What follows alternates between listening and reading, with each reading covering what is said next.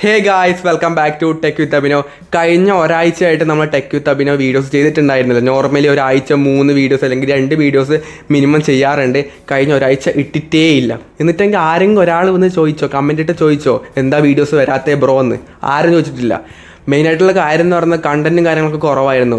അതായത് ഫോൺസ് ഇറങ്ങുന്നുണ്ട്, ബാക്കി കാര്യങ്ങളൊന്നും പറയാനില്ല. അപ്പോൾ വെറുതെ ഫോൺസ് നമ്മൾ ഓൾറെഡി ഡെഡിക്കേറ്റഡ് ആയിട്ടുള്ള വീഡിയോസ് ഫോൺസിൻ്റെ ചെയ്യുന്നുണ്ട്. അല്ലാതെ ഇനി ഇപ്പം ഇതിലും കൂടെ പറയേണ്ട ആവശ്യമില്ല എന്ന് തോന്നി, അതുകൊണ്ട് ആണ് ചെയ്യാത്തത്. പിന്നെ അത്യാവശ്യം കാര്യങ്ങളൊക്കെ പറയാനുണ്ട്. മെയിനായിട്ട് ഇപ്പം ഫ്ലിപ്കാർട്ടിലും ആമസോണിലും റിപ്പബ്ലിക് ഡേ സെയിൽ നടന്നുകൊണ്ടിരിക്കുകയാണ്. ഇന്നലെ തൊട്ട് 13-ാം തീയതി തൊട്ട് 19-ാം തീയതി വരെയാണ് സെയിൽ വരുന്നത്. ഏകദേശം ഒരു 7 ദിവസം, ഒരാഴ്ചത്തോളം സെയിൽ വരുന്നുണ്ട്. പിന്നെ ഞാൻ വീഡിയോ പറയുന്ന സമയത്ത് മേലേക്ക് ഇങ്ങനെ കണ്ണുകൊണ്ട് നോക്കുന്നുണ്ട്, സൈഡിലേക്ക് നോക്കുന്നുണ്ട് എന്നൊക്കെ പറയുന്നുണ്ട്.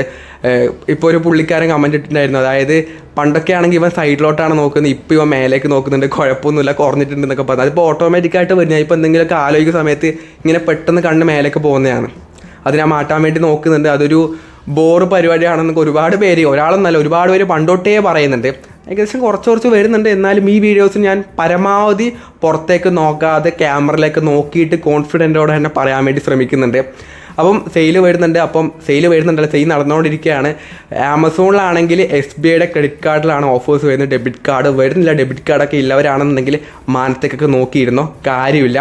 ഫ്ലിപ്കാർട്ടിലാണെങ്കിൽ HDFCയുടെ ക്രെഡിറ്റ് കാർഡാണ്.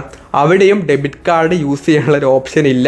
ഓൺലൈൻ അതായത് EMI ട്രാൻസാക്ഷനിൽ മാത്രമേ ഓഫേഴ്സ് വരുന്നുള്ളൂ. 10% ഇൻസ്റ്റൻറ്റ് ബാങ്ക് ഓഫറാണ് ആ ഒരു കാർഡ്സൊക്കെ യൂസ് ചെയ്താൽ കിട്ടുന്നത്. അപ്പോൾ നോർമലി ബിഗ് ബില്യൺ ഡേ ഒക്കെ ആണെങ്കിൽ നമുക്ക് ഡെബിറ്റ് കാർഡിലും ഓഫേഴ്സ് വരാറുണ്ട്. ബട്ട് ഇവിടെ നമുക്ക് ക്രെഡിറ്റ് കാർഡ് തന്നെ വേണം. എവിടെയെങ്കിലും ആരെങ്കിലും കയ്യിലുണ്ടെങ്കിൽ വാങ്ങിച്ചോളൂ. അത്യാവശ്യം നല്ല പ്രൈസ് ടോപ്പിന് ഫോൺസ് വരുന്നത്. അത്യാവശ്യം ഇൻട്രസ്റ്റിംഗ് ആയിട്ടുള്ള ഓഫേഴ്സാണ് ഇത്തവണ ഉള്ളത്. അതായത് iPhone 16 65,000 രൂപ കിട്ടുന്നുണ്ട്. പിന്നീട് S23 Ultra 72,000 രൂപ കിട്ടുന്നുണ്ട്. പിന്നെ iQ12 42-43,000 രൂപക്ക് ആ ഒരു ഫോണും കൂടെ കിട്ടുന്നുണ്ട്. അത്യാവശ്യം നല്ല പ്രൈസ് ടോപ്പിന് നല്ല ഫോൺസൊക്കെ ഇത്തവണ കിട്ടുന്നുണ്ട് കേട്ടോ. അപ്പം ഇതിനൊക്കെ തന്നെ ഡെഡിക്കേറ്റഡ് ആയിട്ടുള്ള വീഡിയോ നമ്മൾ ചെയ്തിട്ടുണ്ട്. ആമസോണിൻ്റെ ഒരു വീഡിയോ, ഫ്ലിപ്കാർട്ടിൻ്റെ 2 വീഡിയോസും ചെയ്തിട്ടുണ്ട്. അപ്പം കാണാത്തവരാണെന്നുണ്ടെങ്കിൽ ഇപ്പോൾ തന്നെ പോയിട്ട് കാണാം. അത്യാവശ്യം ഫോൺസൊക്കെ വാങ്ങാൻ വേണ്ടി നിൽക്കുന്നവരാണെന്നുണ്ടെങ്കിൽ പോയിട്ട് വാങ്ങിച്ചോളൂ. ഇനിയിപ്പം അടുത്ത ഒക്ടോബർ സെപ്റ്റംബർ ആ സമയം വെയിറ്റ് ചെയ്യേണ്ട ആവശ്യമില്ല. അത്യാവശ്യം നല്ല ഓഫേഴ്സ് ഇപ്പോൾ തന്നെയുണ്ട്. പിന്നീട് ഷവോമിയുടെ Pad 7 ലോഞ്ച് ചെയ്തിട്ടുണ്ട്. വൈഫൈ മാത്രമേ വരുന്നുള്ളൂ. 8GB 128GB ആണ് ബേസ് മോഡൽ. ഇതിൻ്റെ പ്രൈസ് വന്നിട്ട് 28,000 രൂപക്കാണ് ഈ ഒരു ടാബ്ലറ്റ് വരുന്നത്. ഇതിൻ്റെ സ്പെസിഫിക്കേഷൻസ് ഒക്കെ പറയുകയാണെങ്കിൽ ഒരു 11.2 ഇഞ്ച് വരുന്ന 3.2K resolution IPS LCD display ആണ് വരുന്നത്. 144 ഹെർട്സിൻ്റെ റിഫ്രഷ് റേറ്റ് കൊടുത്തിട്ടുണ്ട്. കോൾകോം സ്നാപ്ഡ്രാഗൻ്റെ 7+ Gen 3 ചിപ്സെറ്റ് വരുന്നുണ്ട്. 13 MBയുടെ റിയർ ക്യാമറ, 8 MBയുടെ സെൽഫി ക്യാമറ വരുന്നുണ്ട്. 8850 mAh battery, 45 what fast charging ഒക്കെ തന്നെ വരുന്നുണ്ട്. അത്യാവശ്യം നല്ലൊരു ഡീസൻ്റ് ആയിട്ടുള്ള സ്പെസിഫിക്കേഷൻസ് ഒക്കെയാണ് വരുന്നത്. കുഴപ്പമില്ല. വലിയ ഡിസ്പ്ലേ ഒക്കെ വരുന്നുണ്ട്. It's okay. പിന്നീട് ഒരുപാട് ഫോൺസൊക്കെ ഇറങ്ങി കേട്ടോ കഴിഞ്ഞ ആഴ്ച. ഒരുപാട് ഫോൺസ് ഇപ്പം നാളെ ആണെങ്കിൽ റിയൽമിയുടെ 14 Pro Plus സീരീസ് ലോഞ്ച് ചെയ്യുന്നുണ്ട്. അത് പിന്നെ അവന്മാർ വലിയ മാറ്റങ്ങളൊന്നും ഉണ്ടാവില്ല. അതായത് ഈ 5 മാസം 6 മാസത്തോളം ഫോൺ ഇറക്കുന്ന കമ്പനിക്ക് പിന്നെ എന്താണ് ചെയ്യാനുള്ളത്? ഡിസൈൻ ചേഞ്ചും ചെയ്യാനില്ല. വേറെ സ്പെസിഫിക്കേഷൻസ് ഒന്നും ചെറിയ രീതിയിൽ ഇങ്ങനെ പേര് മാറ്റി ഇറക്കുന്നതേ ഉള്ളൂ. അല്ലാതെ അത് വലിയ നിങ്ങളിപ്പം പഴയ മോഡൽ യൂസ് ചെയ്യുന്ന പുതിയ മോഡൽ വാങ്ങണം എന്ന് ആരും പറയത്തില്ല കേട്ടോ. അതുകൊണ്ട് വലിയ ഡിഫറൻസ് ഒന്നും അത് ഉണ്ടാവാൻ വേണ്ടി പോകുന്നൊരു ചാൻസ് ഇല്ല. എന്നാലും നാളെ ഫോൺ വരുന്നുണ്ട്. പിന്നീട് നല്ല ഇൻട്രസ്റ്റിംഗ് ആയിട്ട് തോന്നിയ ഫോൺസ് എന്ന് പറഞ്ഞാൽ ഒന്ന് OnePlusൻ്റെ 13 സീരീസ് ലോഞ്ച് ചെയ്തു. അത്യാവശ്യം കുഴപ്പമൊന്നുമില്ല. ഓവറോൾ സ്പെസിഫിക്കേഷൻസൊക്കെ അത്യാവശ്യം ഡീസൻ്റ് ഒരു ഫ്ലാഗ്ഷിപ്പ് ലെവലിൽ എല്ലാ കാര്യങ്ങളും ആ ഒരു ഫോണിന് വരുന്നുണ്ട്. ഒരു 65,000 രൂപയാണ് ആ ഒരു ഫോണിൻ്റെ പ്രൈസ് വരുന്നത്. പിന്നീട് 13R ഒരു 43,000 രൂപയാണ് അത് വരുന്നത്. ഇതിൻ്റെയൊക്കെ തന്നെ ഡെഡിക്കേറ്റഡ് വീഡിയോ നമ്മൾ ചെയ്തിട്ടുണ്ട്, പോയിട്ട് കാണാം. പിന്നീട് പോക്കോയുടെ X7 Pro അത്യാവശ്യം നല്ല ഫോണാട്ടോ. അതിലാണെങ്കിൽ Dimensity 8400 Ultra ചിപ്സെറ്റ് വരുന്നുണ്ട്. അതിൻ്റെ പ്രൈസ് 28,000 രൂപയാണ്. അത്യാവശ്യം കൊള്ളാം. പെർഫോമൻസ് ഓറിയൻ്റ് ആയിട്ട് നിങ്ങൾ നോക്കുന്നുണ്ടെങ്കിൽ ആ പ്രൈസ് റേഞ്ചിൽ ബെസ്റ്റ് ലെവൽ ഓഫ് പെർഫോമൻസ് എന്തായാലും ആ ഫോണിൽ കിട്ടുന്നതായിരിക്കും. അത്യാവശ്യം നല്ല ക്യാമറ വരുന്നുണ്ട്. ക്യാമറ ഓക്കെ, നല്ല ഡിസ്പ്ലേ ഒക്കെ തന്നെ കൊടുത്തിട്ടുണ്ട്. പിന്നെ അതിൻ്റെ ചെറിയ മോഡലായിട്ടുള്ള X6 വരുന്നുണ്ട്.